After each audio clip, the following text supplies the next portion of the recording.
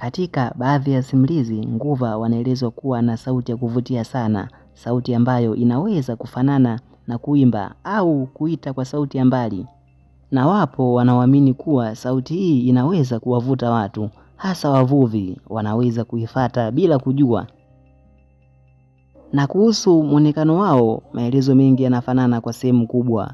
Sehemu ya juu huonekana mwili kama wa binadamu, hasa uso na mikono. Lakini sehemu ya chini huonekana kama samaki, na baadhi ya hadithi zinaelezwa kuwa wana nywele ndefu na macho yanayong'aa ndani ya maji.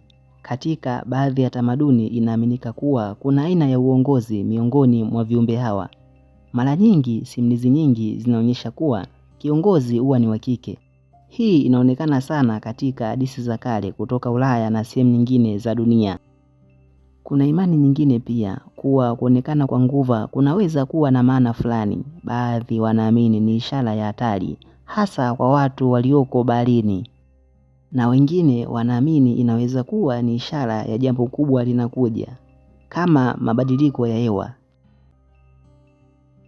Lakini pamoja na maelezo haya, bado hakuna jibu la moja kwa moja. Je, hizi ni tabia za viumbe wa kweli au ni maelezo yaliyojengwa kupitia hadithi za watu wengi?